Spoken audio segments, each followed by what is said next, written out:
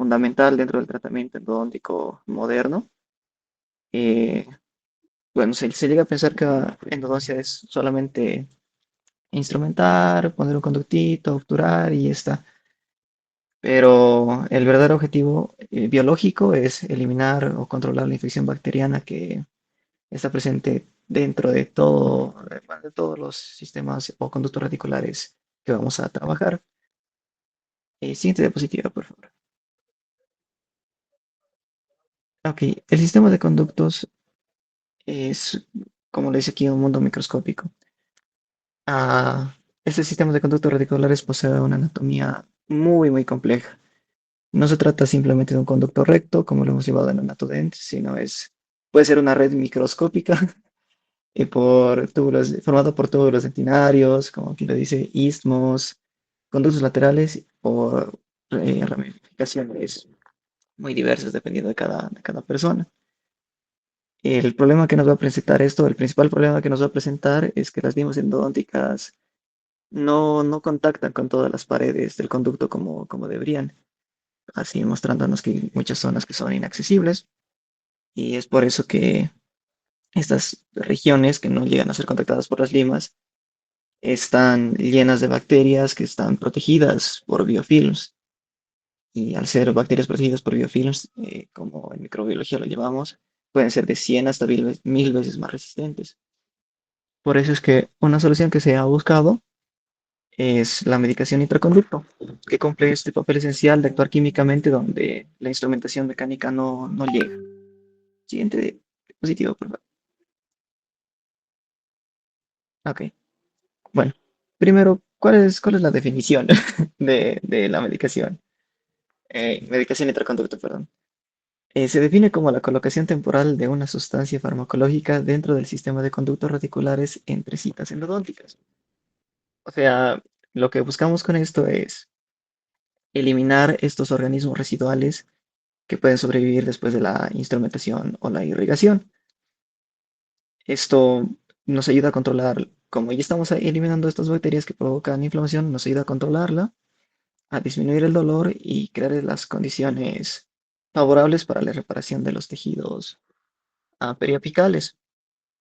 Es, bueno, como aquí dice, podemos entenderla como una desinfección química prolongada que continúa actuando mientras el paciente está fuera del consultorio, porque vamos a ver que por distintas razones a veces no se puede culminar la cita en una sola sesión. El siguiente diapositiva, por favor. Ok, los fundamentos de Schilder. Bueno, ¿cómo se llama? El uso de la medicación se basa en estos tres principios que son clásicos, son descritos por Schilder, no sé cómo se pronuncia el nombre. El primero, como lo ven acá, que es la limpieza incompleta, establece que nunca podemos garantizar que la instrumentación y la irrigación eliminen completamente todas las bacterias y los restos del tejido pulpar que estamos trabajando. El segundo, que es la penetración desconocida, indica que no es posible determinar hasta qué profundidad han llegado a penetrar las bacterias dentro de los túbulos dentinarios. Y el tercero, que es la recolonización, nos explica o nos guía a que un conducto vacío entre sesiones puede favorecer a la recolonización bacteriana, porque son expertas en cómo se llama llenar esos espacios. Es por eso que la medicación intraconducto funciona como esta barrera química y física que impide esa reinfección. Ok, siguiente diapo, por favor. Ok, la importancia biológica. Esto es que la importancia biológica se ampara en estos resultados que podemos verlos. No solo es de medicación, sino es de trabajo químico y mecánico. Estos estudios nos han demostrado que, como les decía, cuando utilizamos las limas, estas limas solo contactan entre un 40 y un 60% de las paredes de los conductos. Entonces, es izquierda y colaboradores, que es el primer cuadrito de la izquierda, nos dice que demostraron que la instrumentación junto con la irrigación eliminan aproximadamente el 90% de la carga bacteriana, pero dejan un 10% residual que puede volver a proliferar. Esto en bacterias es demasiado. Es como se llama, es como estar esperando el fracaso de nuestro tratamiento. Y otra referencia que tengo acá es la de Sjögren, que observa el tratamiento que disminuye significativamente cuando se utiliza medicación intraconducto. El 95% de éxito con medicación y el 68% de éxito sin medicación. Eso es lo que nos demuestra que no es un complemento opcional, sino es un factor determinante para el éxito de nuestros procedimientos. Siguiente diapo, por favor. Ok, las características del medicamento ideal tendrían que ser, bueno, tiene que cumplir con estas propiedades. La primera, que es espectro amplio, poseer así un espectro muy amplio antimicrobiano para actuar frente a bacterias anaerobias y facultativas, que es lo que vamos a ver en nuestros procedimientos como Porphyromonas gigivalis, Streptococcus mutans, Streptococcus fecalis, como decía la doctora. El segundo es tener baja toxicidad para no lastimar los tejidos de nuestro paciente. Después tiene que tener una alta difusibilidad. ¿Y qué es eso? Es la capacidad de colarse por los tubos dentinarios y alcanzar esos escondites bacterianos, que es decir, que tenga baja tensión superficial. La sustantividad es que se mantenga activo durante todo el intervalo entre las citas. O sea, como les decía, a veces no podemos completarlo en una sola cita, entonces necesitamos algo que vaya actuando y que permita al paciente regenerar los tejidos con la asepsia que necesitamos para que se regeneren. Y el último es la compatibilidad, que tiene que ser compatibles con los materiales que nosotros estemos usando para poder obturar o, bueno, hacer nuestro trabajo. En la fotito, la última que ven, si no me equivoco, ese es hidróxido de calcio. Eso es lo que conseguí. Y es el medicamento que más se aproxima a todas estas características que mencioné. Siguiente diapositiva, por. Ok, ¿cuáles son los objetivos del medicamento? Creo que ya los hemos visto, pero para ser más puntuales. El primero es eliminar estos microorganismos residuales, especialmente de las anaerobias, porque tienen, bueno, toda bacteria tiene esta tendencia a producir biofilm y eso nos puede dar infecciones endodónticas muy severas. El segundo objetivo es neutralizar estas, estos lipopolisacáridos, que van a ser estas toxinas que van a promover la inflamación. Entonces, inflamación, dolor, ustedes saben. Después, el tercero sería disminuir el dolor, que es justamente por lo que vienen los pacientes. Y si se reduce la inflamación, se reduce el dolor, es como una cadena. Después está el de favorecer la reparación tisular y la formación de tejido mineralizado. Al ya no haber bacterias, bueno, el cuerpo puede trabajar regenerándose. Y esto, bueno, y una propiedad adicional de los medicamentos es que actúan como esta barrera física temporal que evita esta filtración de bacterias entre sesiones. Siguiente diapositiva, por favor. Ok. Las indicaciones clínicas están principalmente indicadas, o la medicación intraconducto está indicada en dientes con necrosis pulpar y lesión periapical, pero también se puede usar en casos de periodontitis aguda o crónica o conductos con exudado por mucha presencia o por presencia muy grande de bacterias. Y como les dije, situaciones donde no puede completarse el tratamiento en una sola cita, ya sea por que el paciente tiene problemas con la articulación o porque es un niño y no aguanta mucho el, bueno, la fatiga de todo el tratamiento. Bueno, los medicamentos van a ser especialmente útiles en conductos complejos que tengan istmos o curvaturas donde realmente nosotros intuyamos o sospechemos de que la instrumentación no fue suficiente. Y también leí que se emplea en apexificaciones y en reabsorciones radiculares inflamatorias eh, donde su capacidad reparadora nos puede venir muy bien. Siguiente diapo, por favor. Ok.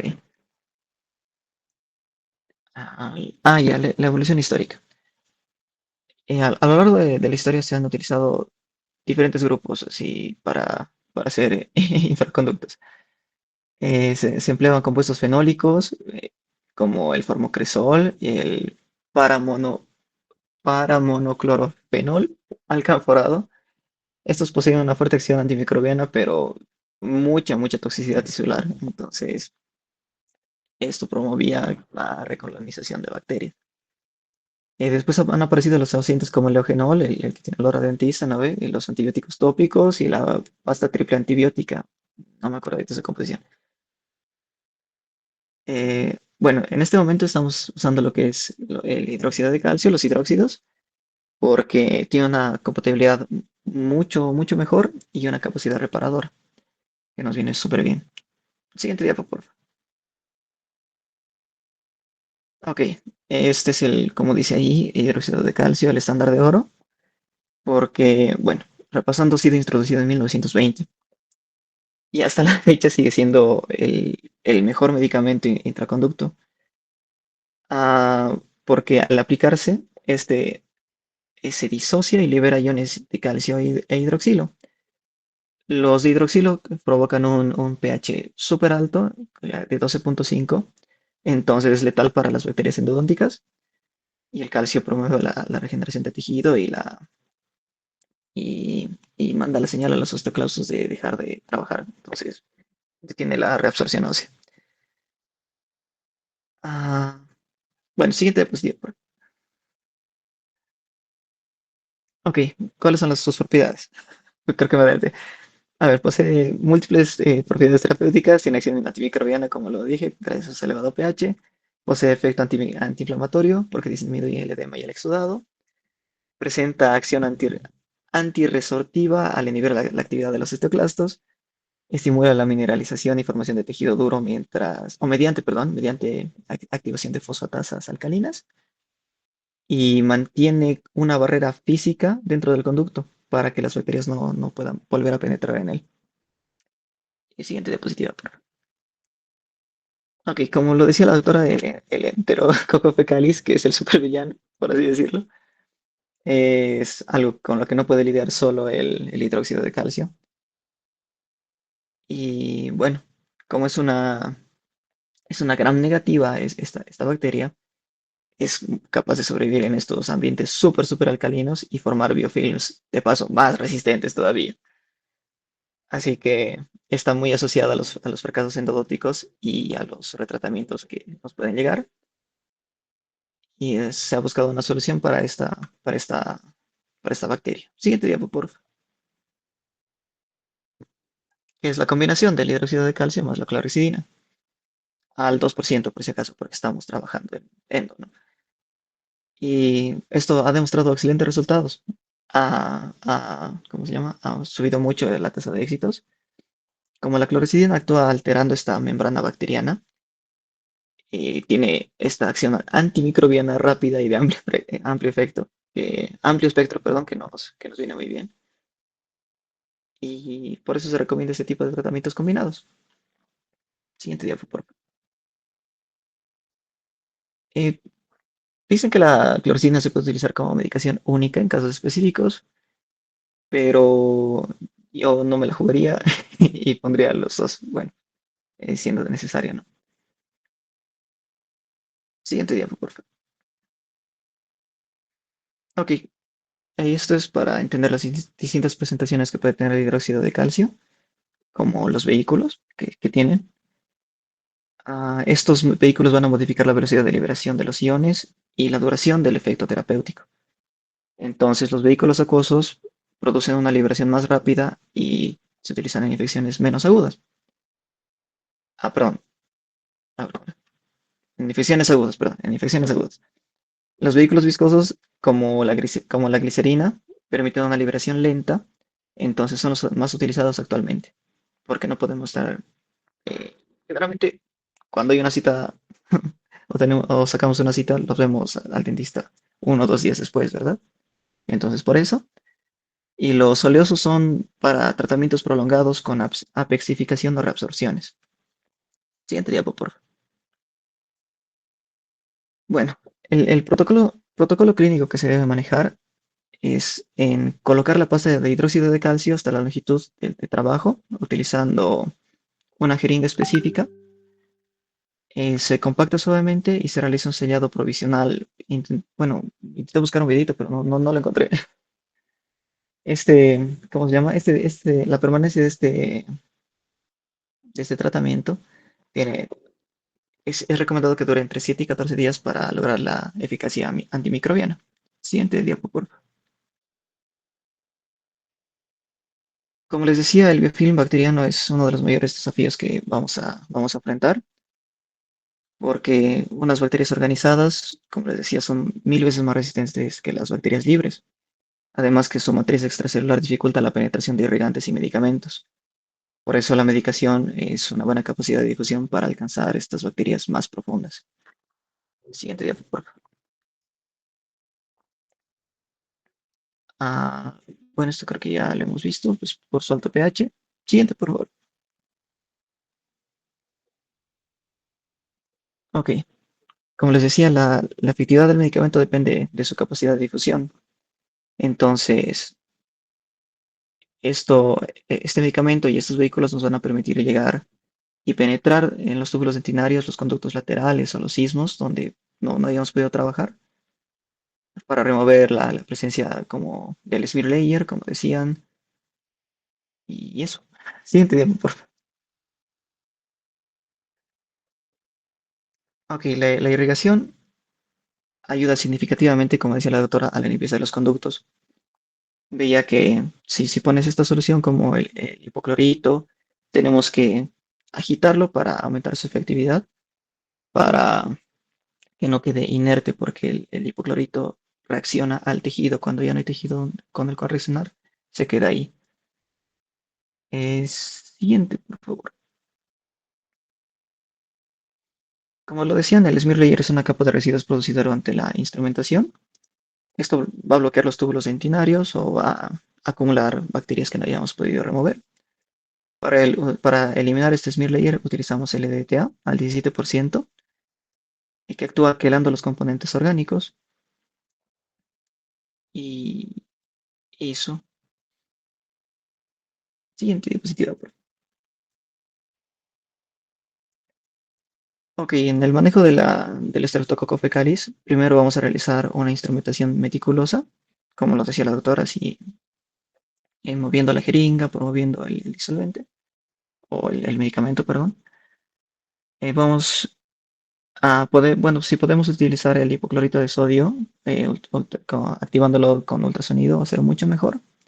Y eso también tiene que ir acompañado después de la colocación de hidróxido de calcio con clorexidina durante 7 a 14 días.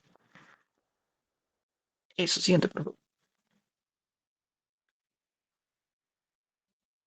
Ah, ¿qué era eso? ¿No? Ah, la comparación. Ok, perdón. Ok. En esta comparación, el hidróxido se destaca por su biocompatibilidad, por su capacidad reparadora y la acción antiinflamatoria que tiene. Con la clorexidina, ya les dije, su rápida eficacia contra fecalis hace que sea la combinación de oro, a lo que leí. Siguiente, por favor.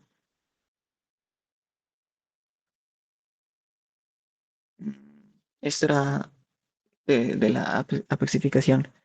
Esto se realiza en dientes inmaduros con necrosis pulpar y ápice abierto, como lo ven en la imagen, no sé si es claro. Ah, se utilizaba antes mucho el hidróxido de calcio durante largos periodos para poder inducir al cierre apical, pero ahora existe el MTA o biocerámicos que reducen el tiempo de este tratamiento. Siguiente diapositiva, por favor. Bueno, el hidróxido de calcio también es útil en reabsorciones radiculares y en inflamatorias por su efecto alcalino y el antirresortivo. Como les dije, ayuda a disminuir la actividad osteoclástica y controla la destrucción de los tejidos duros. En algunos casos es necesario combinarlo con tratamiento endodóntico o cirugía. Siguiente, por favor. Este sellado coronal es fundamental para evitar la microfiltración bacteriana. Si el sellado temporal fracasa, las bacterias van a entrar a través de la saliva y pueden recolonizar rápidamente el conducto. Por eso la importancia de un sellado es súper importante. El siguiente diapositiva, por favor. Ah, las complicaciones. Lo más frecuente que vamos a encontrar es de la persistencia bacteriana, el dolor postoperatorio, la sobreinstrumentación, porque ya sabemos que trabajamos con milímetros, es muy complicado ser preciso al comienzo, y la extrusión del medicamento, o sea, botarlo por mucha presión. El siguiente diapositiva.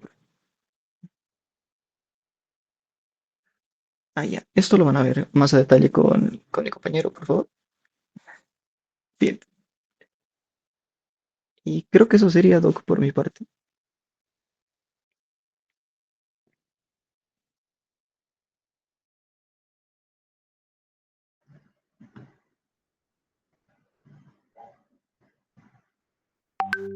Muy bien, vamos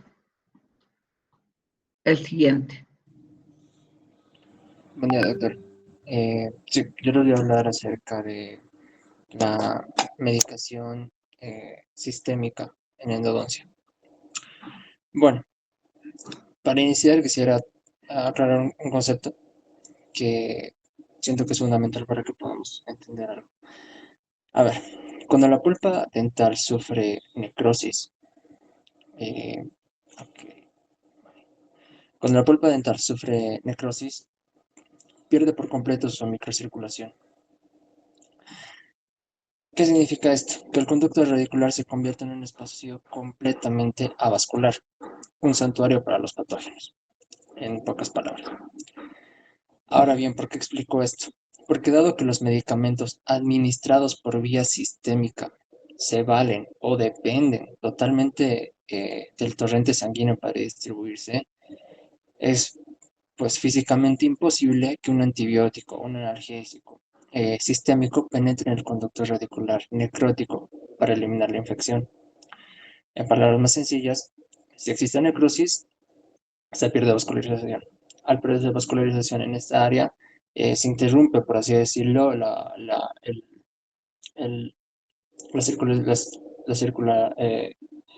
todo el proceso que debe seguir la medicación sistémica, en este caso antibióticos y analgésicos.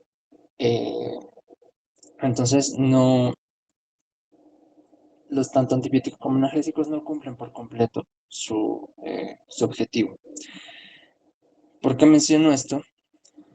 Porque en endodoncia, le- los medicamentos, fármacos, la terapéutica sistémica, su rol es netamente un coadyuvante, una herramienta de soporte, nada más.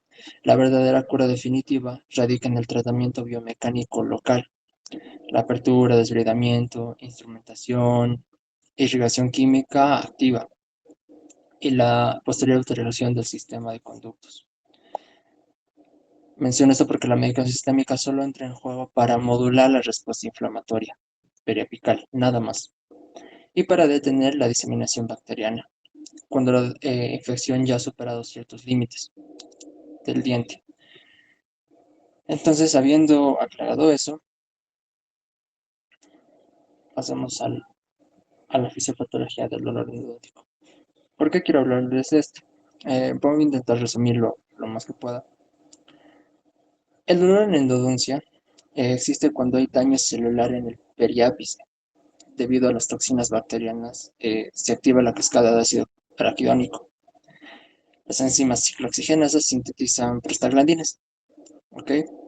Prostaglandinas, lo cual disminuye el umbral de activación de las fibras nociceptoras.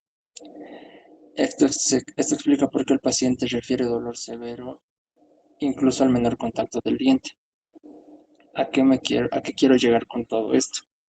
Que el dolor en endodoncia es de origen eminentemente inflamatorio, ¿ok? Entonces, si nosotros estamos hablando que el dolor es por inflamación, nuestra primera línea terapéutica no debería ser analgésicos puros, sino más bien antiinflamatorios no esteroideos. Ahí es donde entran los AINES. El más común, el, el ibuprofeno. El ibuprofeno cuando uno tiene un dolor leve o incluso moderado, pero más que todo leve, el ibuprofeno de 400 a 600 mg es ideal. estándar. Sin embargo, para aquellos casos en donde el dolor es severo, existen otras alternativas. Y aquí entra esto, un combo, por así decirlo, que es mezclar el ibuprofeno de 600 con 1 gramo de paracetamol. ¿Por qué funciona bien? Porque el ibuprofeno bloquea la enzima COX a nivel periférico, en el ligamento periodontal inflamatorio, y el paracetamol eleva el umbral del dolor.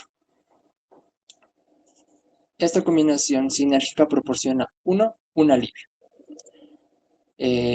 al duplicar la dosis de cualquiera de los fármacos, por separado, como por ejemplo el ketorolaco o el dexketoprofeno. Estos dos, pero más que todo el ketorolaco tiene consecuencias en realidad. Entonces, para aumentar la eficiencia, la eficacia, la potencia para disminuir el dolor e inflamación, el ibuprofeno es increíble. Ahora, si pasamos a un dolor severo, el paracetamol viene muy bien. Lo que hace el paracetamol no es desinflamar, para eso está el ibuprofeno. El paracetamol se concentra únicamente en el tipo de dolor que viene del sistema nervioso central, y el ibuprofeno en la desinflamación y en el dolor que se da a nivel periférico. Ok. Criterio clínico de la antibioterapia. A ver, ¿cuándo sí y cuándo prescribir? ¿Cuándo sí y cuándo no prescribir antibióticos? Nosotros no podemos prescribir antibióticos a cualquier manifestación de dolor. Entonces, podemos analizar cuándo sí y cuándo no. En este caso, ¿cuándo sí? Cuando existe fiebre, cuando existe inflamación de ganglios, y algo que es mucho más preocupante es la celulitis facial, una tumefacción difusa que compromete espacios aponeuróticos. ¿A qué me refiero? Cuando es visible en la encía este tipo, la celulitis facial, compromete los tejidos. Entonces, en estas situaciones sí podremos indicar o recetar antibióticos. Ahora, cuando no, analizaremos esta tabla de diagnósticos clínicos. Por ejemplo, en una pulpitis irreversible sintomática, el tejido pulpar sigue vital, por lo que no hay invasión bacteriana periapical masiva. Recetar un antibiótico aquí sería un error. Ahora, en el caso de necrosis pulpar, una periodontitis apical sintomática, la infección es estrictamente contenida dentro del cuerpo del diente, por así decirlo, de ese espacio. Entonces, el tratamiento debería ser local. Incluso en un absceso alveolar crónico, la presencia de una vía de drenaje eh, mantiene bajo control la presión bacteriana, por lo que el antibiótico resulta, pues, no ideal. No sería lo mejor, por así decirlo. Ok, ahora en protocolos farmacológicos de elección, primera y segunda línea, y esto depende también mucho de pacientes que pueden resultar alérgicos. Ahorita lo vamos a ver. Estándar, la amoxicilina. La amoxicilina de 500 por vía oral es ideal. Cada 8 horas es como la primera opción. Tiene un perfil de seguridad excelente, cubre perfectamente la microflora mixta que coloniza los conductos. Ahora bien, si el paciente regresa tras 48 horas y observamos que la tumefacción no ha disminuido, incluso ha aumentado, biológicamente podríamos deducir que la microbiota responsable está compuesta por cepas bacterianas productoras de enzimas beta-lactamasas. ¿A qué me refiero? Por así decirlo, son más fuertes. La cepa bacteriana es mucho más fuerte. ¿Ok? Entonces, en estos casos, eh, pasamos a la siguiente, que es la amoxicilina asociada con ácido clavulónico. Cada 12 horas. es, por así decirlo, mucho más fuerte. Ahora, ¿qué pasa cuando el paciente es alérgico a la penicilina? Bueno, la clindamicina es ideal. Ahora, acá hay un punto a destacar, que creo que es importante. Primero existía la eritromicina, que vamos a decir que era como inicialmente lo ideal. Se descarta, ¿por qué? Porque podía producir náuseas o vómitos. Además que había que tomarlo 4 veces al día para que sea efectivo. Entonces pasamos a la clindamicina. Y acá ya no producía solo vómitos y náuseas. Eh, Nos olvidamos de eso. Acá lo que podía ocurrir es que el paciente podía presentar diarrea. Entonces, la clindamicina eh, no es de la familia de las lincosamidas, era un sustituto clásico por lo bien que actuaba dentro del hueso del diente, pero aquí es donde entra la advertencia que les estaba mencionando. Es el antibiótico que más altera la flora intestinal. Entonces, el riesgo que tenía de causar diarreas era alto. Entonces, si el paciente empezaba a presentar diarreas con este fármaco, había que suspender totalmente. Y ahí es donde entra la acitromicina. La acitromicina que hoy en día es, por así decirlo, termina siendo la reina de los antibióticos en pacientes que no puedan tomar amoxicilina o ácido que sean alérgicos a la penicilina. Eh, Se toma una vez al día por solo 3 días, entonces su eficacia es muy buena. Ahora bien, para finalizar, tendencias modernas en cuanto a duración. Ok, para concluir, eh, hay que destacar una de las actualizaciones conceptuales más importantes que se ha dado, la duración de la antibioterapia sistémica. Durante mucho tiempo se enseñó que la regla empírica de que un antibiótico debía tomarse estrictamente durante 7 a 10 días. 7 para eliminar totalmente la presencia de bacterias y 10 como refuerzo, ¿no? La evidencia científica actual contradice radicalmente este postulado, o todo esto, en realidad. Estuve buscando y los consensos de Asociación Dental Americana y la Sociedad Europea de Endodoncia dictan que la duración del antibiótico debe ser guiada por la resolución de síntomas del paciente. ¿A qué me refiero? Una vez que nosotros hayamos realizado el abordaje clínico local, removido pulpa necrótica, drenado abscesos, controlado mecánicamente el foco de infección, el sistema inmunológico del huésped es perfectamente capaz de resolver todos los remanentes bacterianos, todo lo que hemos hablado hasta este momento. Entonces, ¿qué significa esto? Eh, que el paciente ya no necesita seguir concluir con esto que eran los 7 a 10 días de dosis, de tratamiento, perdón. Entonces, por ende, si el paciente ya cumplió un mínimo de 3 días de tratamiento y no presenta fiebre y la tumefacción facial ha remitido, ha disminuido por completo durante un lapso de este tiempo, entonces el fármaco puede suspenderse. Ya no era necesario cumplir sí o sí este postulado de ciclos fijos de, de, de 7 a 10 días. Podemos pasar fácilmente una duración de 2 a 3 días y vemos que el paciente ha mejorado. Todo es cuestión de control. Ahora, eh, actualmente, entonces tenemos que considerar todos estos aspectos, que varían de acuerdo al paciente.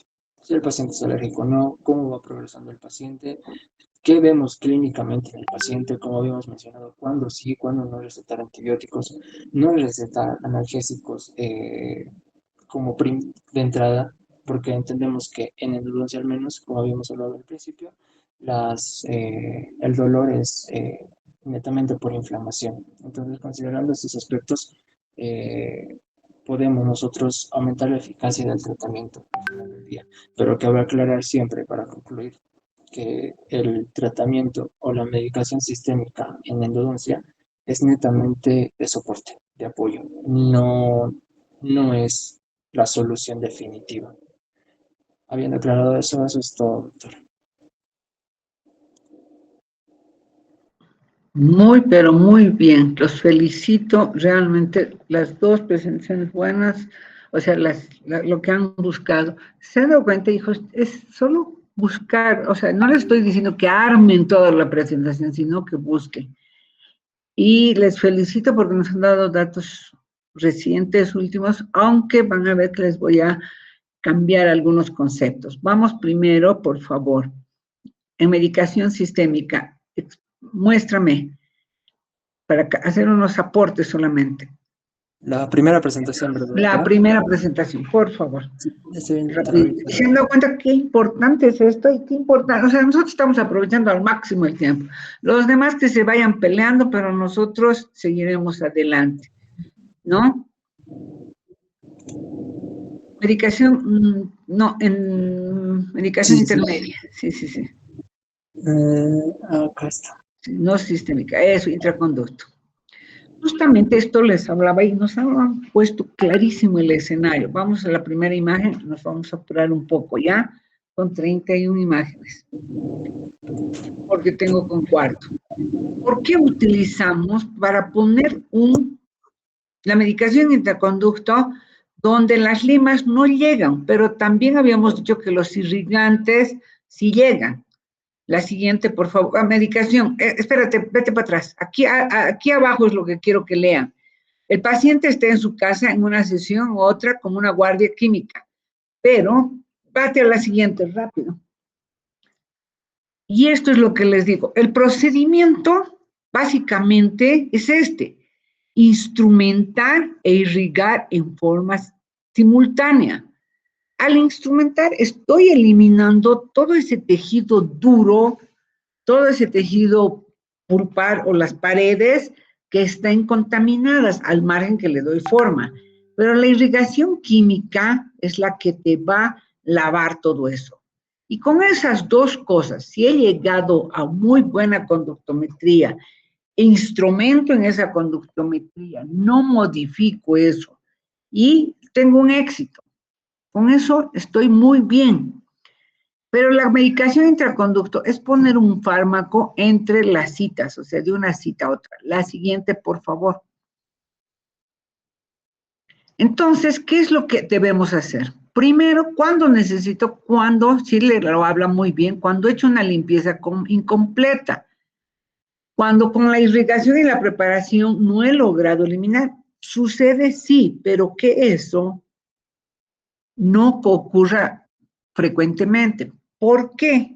Porque nosotros perfectamente les hablé de los aparatos, nos han mostrado, tengo el radiovisiógrafo, tengo el localizador apical, tengo los instrumentos mecanizados, tengo la irrigación sónica, ultrasónica. O sea, ¿qué más quiero? Y tengo ahora, nos van a dar mostrar seguramente cuando hagan obturación, el Thermafil, que es un obturador directo. O sea, tengo todo.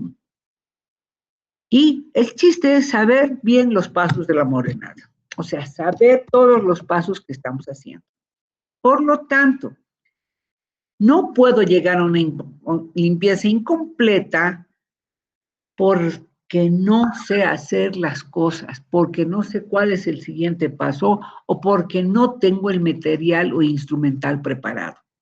Y a eso vamos a llegar la próxima semana. Entonces, lo que quiero decirles, que muchas veces, pero no puedo completar la limpieza pese a que tengo todos los elementos porque está calcificado el conducto, porque sangra, etcétera. Porque no puedo ingresar hasta donde ha penetrado las bacterias, tal vez no eliminado. Y además, aquí quiero hablarles de algo. ¿Qué es lo que sucede? Y que seguramente cuando nos hablan de obturación, cuando nosotros tenemos un conducto, vamos a tener 3 exudados. Escúchenme bien esta partecita. Vamos a tener 3 tipos de exudado. El exudado, y quiero diferenciarles porque ahorita han hablado mucho de inflamación y voy a cambiarles un poquito eso. Cuando tengo una inflamación, que les hablé el otro día, signos de Celsius, ¿se acuerdan? ¿Y por qué tengo el tumor? Porque tengo un exudado seroso, suero, o sea, la célula se rompió, el protoplasma bota su líquido y me sale un líquido transparente. No es infeccioso, eso es exudado seroso, como suero. Eso, ¿necesita antibiótico? No, señor, necesita antiinflamatorio posiblemente. El segundo exudado, o sea, que sale, es el purulento, o sea, signos de Celsius más la bacteria infeliz produce un exudado purulento, pus, que es color amarillo, café, etc. Y el tercer exudado es el sanguinolento, que es justamente el que produce, ¿por qué? O tenía remanente pulpar, o me pasé el lápice, o falsa vía. Entonces, eso es lo que quiero que se quede para saber que con nosotros, con la instrumentación, podemos haber eliminado. Pero la medicación es dejar una puerta abierta a la infección. Eso es lo que nos dijo Siqueira ya en 1900, en el año 2000. Su estudio fue el año 2000 y nos habla que eso lo puedo haber logrado. Y la siguiente imagen, pásenme por favor. Y aquí está, Siqueira nos decía que el año 2000 ya nos dijo que el 90%, si yo logro la conductometría, si hago la instrumentación, utilizo el ligante, la cantidad necesaria, dejo limpio, inclusive en necrosis, ese cuadro que tienes después es fabuloso. Y solo el 10%, más bien estoy dejando para que las bacterias se reactiven. Pero Schoen nos habla el 97, que sí, al 95% voy a tener éxito y el 68%. Pero en el año 97 todavía no tenía toda la batería de aparatos que podemos tener nosotros. La siguiente. Y aquí quiero que te quedes. Desgraciadamente, ahora hay tantos estudios de esto que le han dado la razón a Siqueira. Hay tantos estudios que le han dado la razón a Siqueira. Y estamos todos con la tendencia de hacer el tratamiento endodóntico en una sola sesión, con excepciones. Y ahorita vamos a ver las excepciones según mi teoría.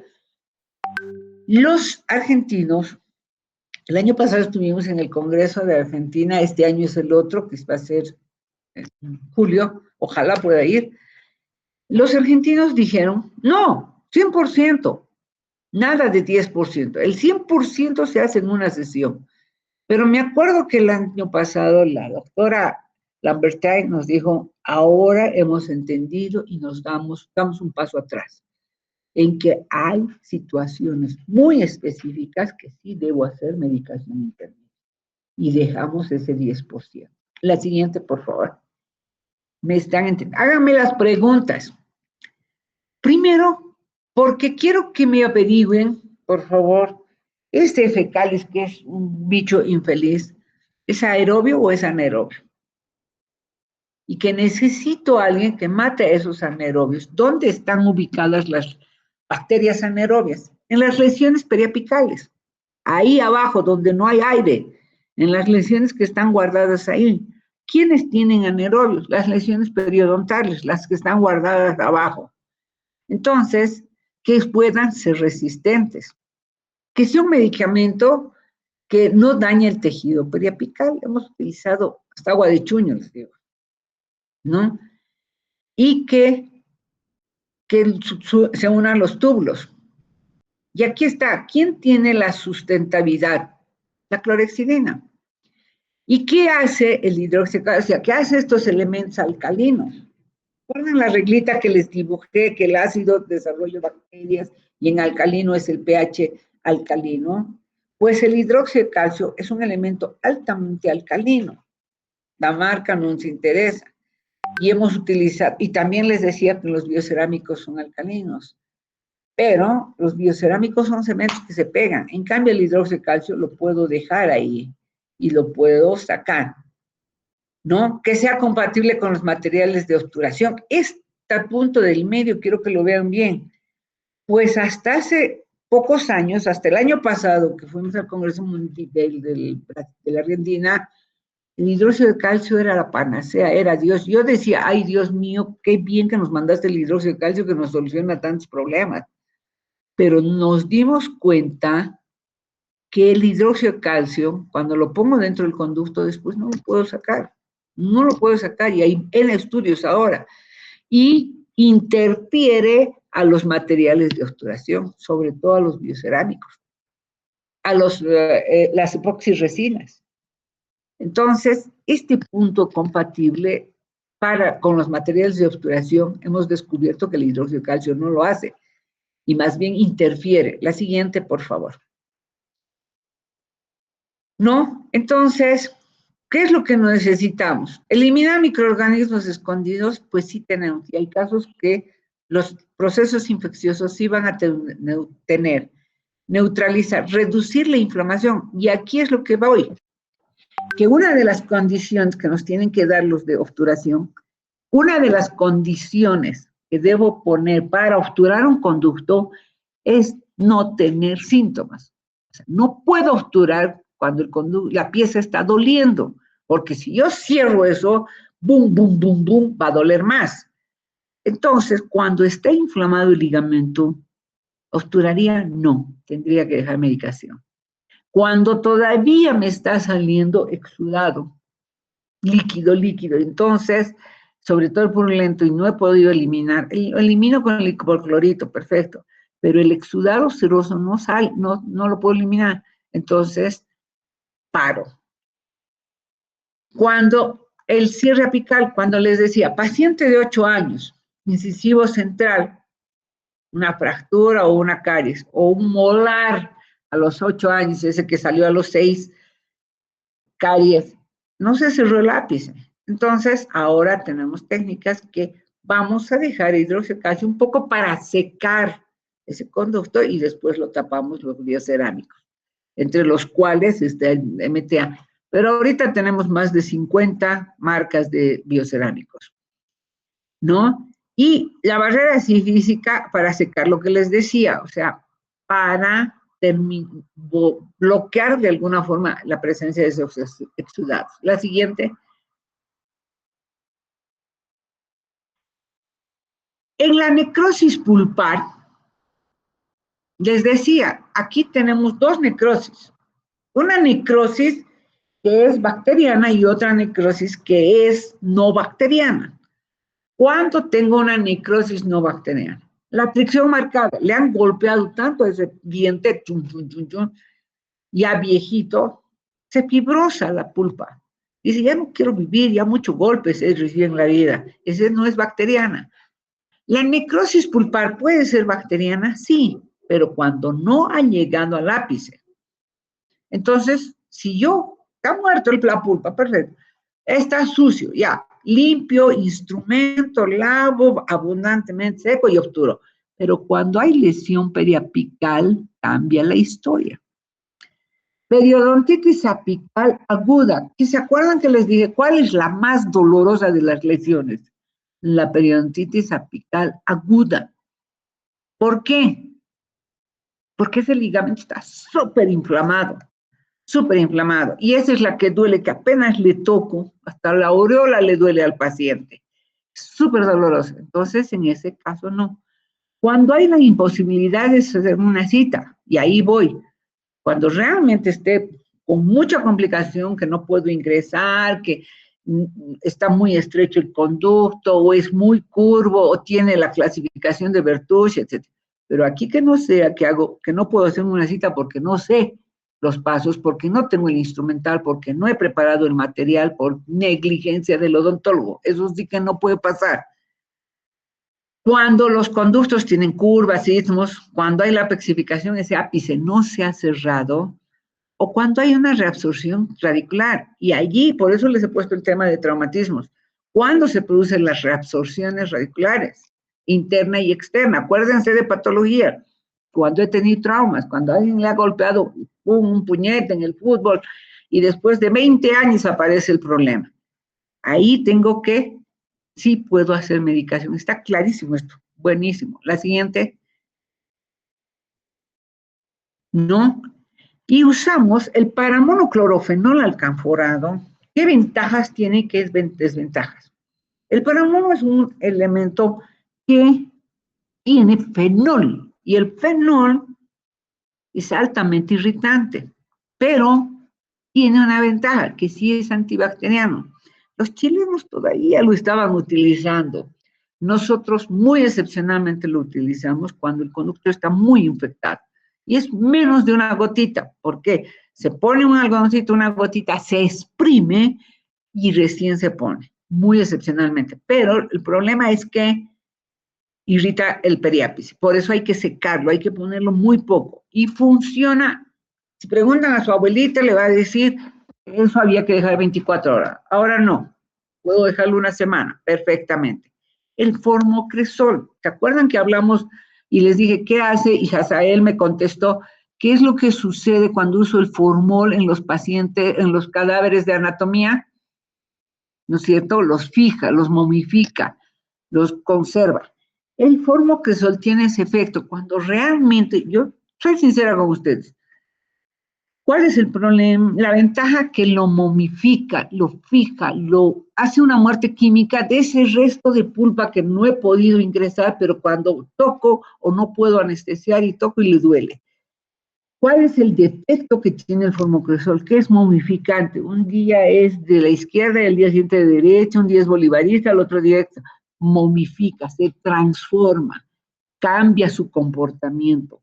Se utilizó mucho en pediatría, ahora cada vez menos. Excepcionalmente lo usamos, sí, ¿no? Que son tóxicos. Los aceites, el eugenol es un aceite, es aceite de clavo de olor. La gran ventaja que tiene este producto, que es anestésico. ¿Se acuerdan que hablaron cuando pero es irritante? Puedo dejar dentro un conducto. Cuando no tengo nada, pongo el eugenol. Puedo utilizar antibióticos. ¿Por qué no? La pasta triple antibiótica se utiliza mucho en pediatría, justamente, y ellos utilizan y les va muy bien, que es óxido de zinc, tiene una tetraciclina y tiene, ya no me acuerdo qué más, usan mucho los pediatras, funciona así. Excepcionalmente, por ejemplo, cuando yo no puedo un conducto, no me resuelve, rara vez tomo un cultivo, lo mando al laboratorio y ahí me dice, este conducto es sensible a tal antibiótico. Eso le pongo dentro del conducto. Y aquí son los hidroxilos y el hidróxido de calcio, que fue la estrella. ¿Por qué? Porque modifica el pH. Eso es lo que te hace. Te modifica el pH, te vuelve alcalino, es un producto alcalino. La siguiente, ¿no es cierto? Y hay varias marcas. En estas jeringuitas que traen 12 ml, no traen más. Hay uno que estaba muy de moda aquí y que yo me las he peleado con los pediatras, que era no me acuerdo, el Ultracal, el Tetracal, el Apexid, hay otro, el Ical, que es uno que está llegando, estaba en 70 pesos, pero hay otro producto que estaba en 800 pesos y 800 pesos les estaban haciendo comprar en pediatría, cuando el hidróxido de calcio yo lo puedo mezclar hasta con crema de leche. Entonces, su ventaja del hidróxido de calcio que libera radicales oxidrilos, fíjense a la derecha, el 2OH, hace esa liberación de radicales oxidrilos y produce la alcalinidad del medio. Y fíjense que ha sido introducido en 1920. ¿Qué pasó en 1920? ¿Quién se acuerda? ¿Qué epidemia hubo? ¿Qué pandemia hubo? Cada 100 años pasa esto. Aquí en 2020 tuvimos una pandemia, en 1920 fue otra. Y fíjense, justamente coincide. ¿Y en qué año fue descubierta la penicilina? Y fíjense qué pasó en 1820. Entonces, tiene esa capacidad, modificar el pH. Lo que no vemos que entonces no es antibacteriano, no mata la bacteria, lo que hace es cambiarle el escenario. Inactiva las enzimas de las bacterias, pero no las mata, sino las modifica, las seca, las hace quizá. ¿Me entienden? La siguiente, por favor.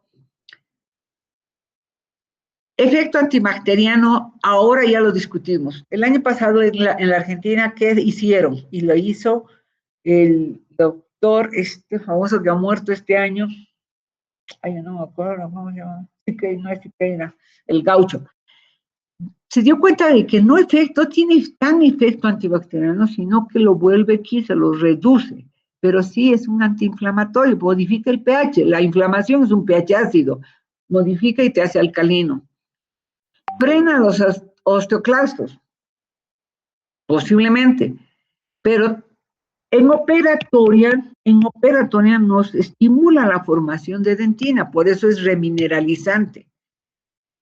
Y evita la recolonización, por eso evita que se desarrollen más bacterias, porque tiene un pH ácido. Esa es toda la función que cumple. La siguiente nos dice, actúa sobre el biofilm, pero cuando no tengo bacterias que estén resistentes, a mí me cambia el escenario. Y aquí abajo dice, el F. calis presenta casos de retratamiento endódico, pero solo de 4 a 5, fíjense qué es lo que dice, de las infecciones primarias, ¿no? Entonces, ¿qué estamos haciendo? Es más, ahí fue el famoso juicio al hidróxido de calcio, ¿no? Y dice, y lo devastó totalmente el hidróxido de calcio, y nos dice, mentira, no había sido tan eficiente, no había sido tan eficaz, no tiene tanto efecto sobre el enterococo fecalis, es su mayor error, ¿no? ¿Qué es lo que sucede? Su mayor error es que no lo puedo sacar totalmente del conducto cuando lo dejo como comunicación y me va a impedir que el cemento de obturación se pegue a las paredes. Pero fíjense aquí, combinación de hidróxido de calcio con clorhexidina al 2%. Y nosotros utilizamos la de gel. Yo hice una tesis, fue una de mis primeras tesis con Gisela Velasco, hicimos en la banca privada que nos daban todo el laboratorio, las dos trabajábamos allí, e hicimos, creo que fueron 120 pacientes, con la clorhexidina, pero ¿con qué marca de clorhexidina? Usamos la clorhexidina en gel, la marca Foramen, usamos la marca de la de Laboratorios Chile, utilizamos el Periogar, que de Colgate, etcétera. Pero no nos podía funcionar. ¿Por qué? Porque esas clorhexidinas habían tenido mucho conservante y se nos cristalizaba. Con la que nos funcionó muy bien y no cristalizaba fue la clorhexidina marca Clorex, que es boliviana de Farmamérica. Por eso es que también les insisto en ver marcas. Y hicimos el tiempo de 7 días, mandamos al laboratorio 14 días y otro hasta 21 días, etc. O sea, el tiempo que este hidróxido de calcio debe funcionar y nos ha puesto 7 días. La siguiente, por favor. Pero este de abajito quiero que lo vean. Los casos de retratamiento solo el 4-15%, o sea, no había sido tan estrella. La siguiente.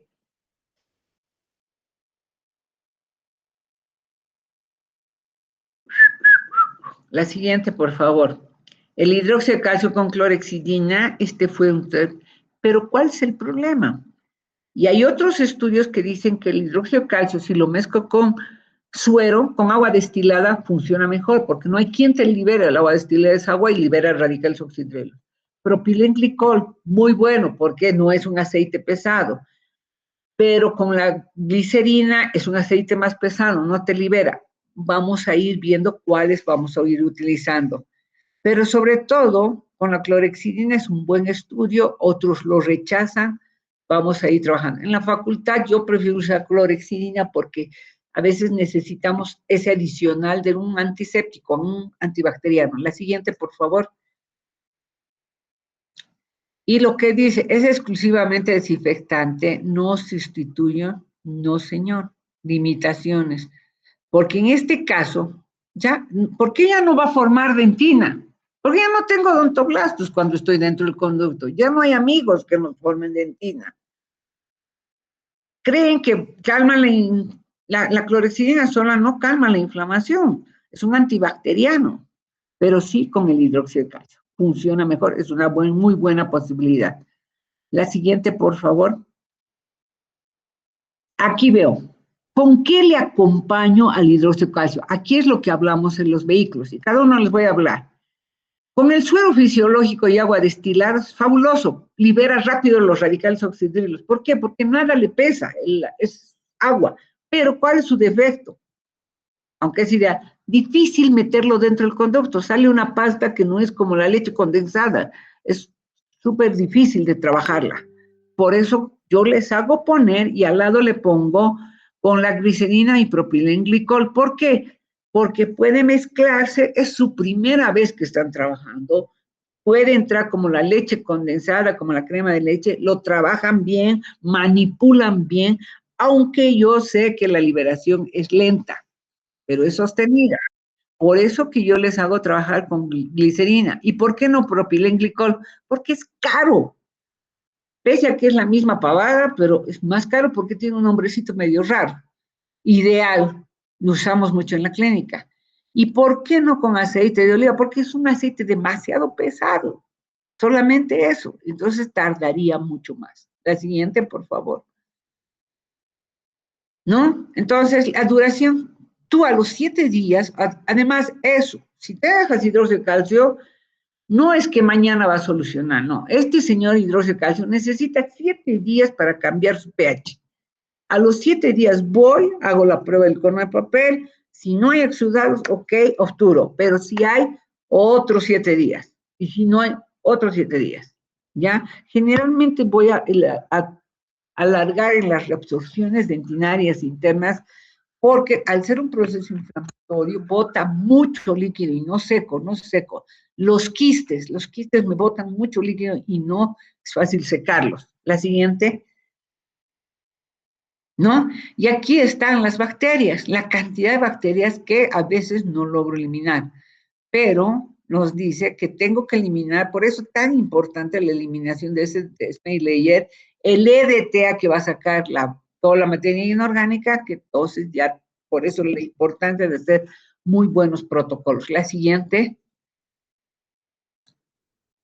Y el hidróxido de calcio, aquí está, esto muy discutido, que rompe la barrera celular, está muy discutido, vamos a hablarlo, pero los demás efectos sí los va produciendo. Pero su pH 12.6, 12.5. La siguiente. Entonces se dan cuenta que yo puedo matar las bacterias, puedo bajar el proceso inflamatorio sin necesidad de antiinflamatorios y antibióticos, sí, solo modificando el pH, solo modificando ese pH. ¿Cuál es lo difícil? Cuando tengo conductos inaccesibles, la presencia de istmos, etc. Pero dejando el hipoclorito, ese va a funcionar. La siguiente. No. Ahora, hemos hablado de las técnicas de irrigación, zonificación, la irrigación activa, pasiva, que va a ayudar muchísimo. La siguiente, la irrigación es determinante. Los componentes que voy a utilizar en la irrigación, como el EDT, ácido cítrico, hipoclorito, suero, la siguiente, ¿no? Y ¿a quién tengo que eliminar? A este tipo, al fecales. La irrigación, instrumentación y la activación, la siguiente, ya hemos hablado de eso. Vete para atrás, por favor. Irrigación 5.25. Pero puedo modificar si tengo activación sónica y bajarle al 2.5. La siguiente, ¿no? Y aquí este cuadrito está muy bonito, léanlo con calma, está súper bueno, ¿no es cierto? La siguiente, y aquí nos dice, y bueno, este es cuando hago el tema de apexicación abierta, que hago las barreras y que nos ha hablado justamente de los biocerámicos que tapono ahí adentro tenemos el Biodentin, el Apexit, tenemos el MTA, hay varios, la siguiente. Y reabsorciones radiculares también, la siguiente. Y eso, ¿por qué fracasa? ¿Por qué nos están diciendo que va el 10? Cuando dejo hidróxido de calcio y le pongo mal cemento protector, generalmente pongo óxido de zinc o cemento temporario y fracaso. ¿Por qué? Porque estos materiales son temporarios y tienen mucha microfiltración, o a veces se sale y entonces un fracaso. Entonces muchas veces pongo el hidróxido de calcio y le pongo encima ionómero, que me asegure que esté bien cerrado y que no va a haber microfiltración. Y que de aquí 7 días o 15 días voy a volver a abrir y eso va a estar seco. Esa es la necesidad de un cierre hermético. Eso es lo que necesita la medicación. La siguiente. Las complicaciones. Ya nos ha dicho que puedes hacer unas reinfecciones. El sellado coronal es muy importante, el sellado coronal. La siguiente, esta es una presentación buenísima, buenísima. La siguiente, y les parece, porque ya tengo tercero, cuarto, esto de la medicación sistémica, léanlo con calma, mañana les voy a dar una explicacióncita, porque también estoy trabajando con cuarto, 11 de la mañana ya estoy con cuarto. Chicos, está muy bonito. Y fíjense esto, la medicación sistémica, fíjense las tareas que les he dado a los grupos para la próxima semana. Y les va a ayudar muchísimo esta presentación. ¿Estamos de acuerdo? ¿Sí? ¿Ya? Entonces, mañana, por favor, nos vemos. La presentación muy buena. Gracias.